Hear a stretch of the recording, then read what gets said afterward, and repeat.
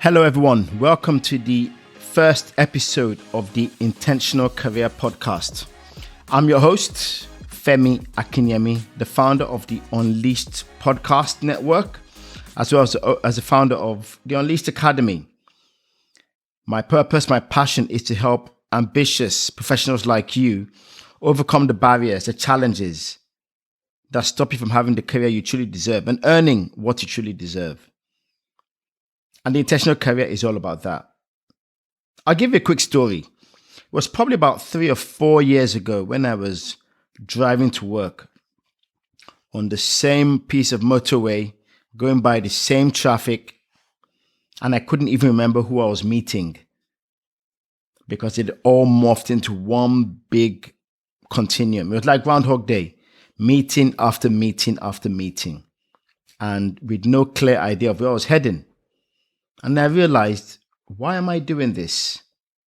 Besides the obvious reason of earning a paycheck, why am I doing this? What next for me? Is this what I enjoy doing? Am I playing to my strengths? How do I overcome the challenges at work, the politics of work, getting stuff done, dealing with difficult people, dealing with the stress that comes with tight deadlines? And I realized I'd fallen into one of the biggest mistakes that most people do when it comes to careers. We end up coasting. We end up just going with the flow. We end up becoming like that ship or that boat on the water that just doesn't have a rudder. No one's paddling, and you can end up anywhere. And that's what you end up with.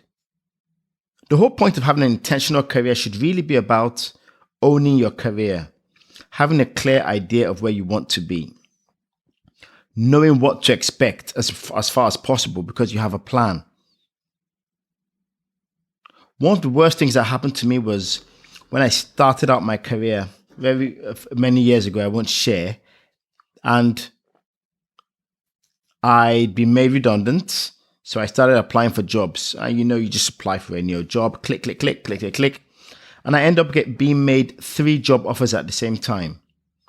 Similar salary, same job. It was a job as a business analyst. One was in the tourism industry. One was in the finance industry, the insurance industry to be specific. And one of the last job was in the telecoms industry. And when I had to make a decision, I couldn't figure it out. You had one manager who said, I love your talent, I love your potential. I will nurture your talent to become one of the best analysts out there. Another one actually declined me. Then later on, it looked like someone else dropped out of the road and they invited me back and said, you can have the job now.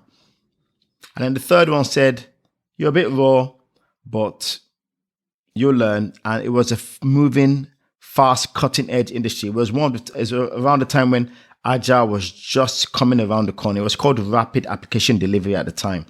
But it was really just, Agile was just a thing. But it was really about coding and really technology-focused company.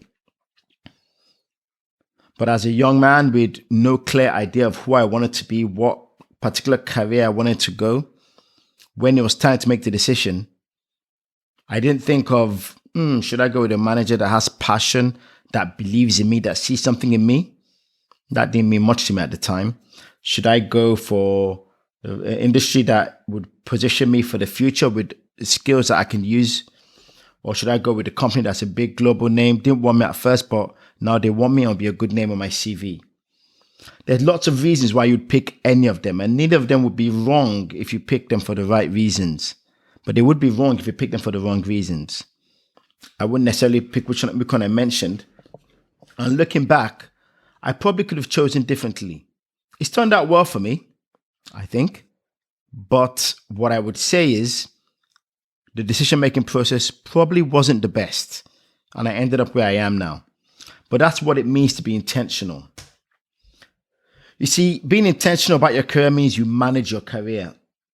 And managing your career is all about ensuring that you make the most of your working life, both now and in the future. You see, one of the mistakes we like to make is we like to think that careers are a one-time process. They're a one-time decision. I love this thing where you ask kids, what do you want to be when you grow up? I want to be a fireman. I want to be a doctor. I want to be a lawyer. And then once you've made that decision, that's it. And maybe as adults, we should ask ourselves that question more. What do you want to be when you grow up? Or maybe more specifically, do you still want to be what you are now that you've grown up? We don't ask ourselves that question enough. And if you think a career is a long career, typically a working career, assume you retire by the age of 65. And if you start your career at the age of 21, that's probably 40 to 44 years. You could literally squeeze in 3-4 careers where you rise to the top within each of those careers if you want. But for a lot of us, we never take that step of thinking, do I still want to do this? And then you end up coasting and think, well, I'm hitched to this wagon and I'm just going to see it through to the end. And that's what being proactive about your career is all about. That's what being intentional about your career is about. It's about every move you make in the workplace, every decision you make in the workplace. It's well thought out, it's planned, it's intentional, and it fits into a bigger plan. Now, sure, I'm not expecting you every single move you make to think it through, but broadly speaking, you have to have a plan. You have to have an idea of where your career is going. You have to have the skills to deal with difficult stakeholders, to push back on your manager, to sell upwards, to sell downwards, to lead yourself, to lead others, to make career transitions. These are all things you need to have in your tools, in your skill set, in your toolbox to help you manage your career. So if managing your career is about being proactive, then it also means you're not waiting for things to happen to you. I always go back to the time I was made redundant. I was redundant. I like that word. It likes to hide the truth, which is that you were sacked, you were fired. I know they call it redundancy, but it is. And if you think about that word, redundant, you're of no value. You're not necessary anymore. You're not needed anymore. And to be told you're made redundant, all of a sudden, it just feels like you've been abandoned. You've been tossed aside.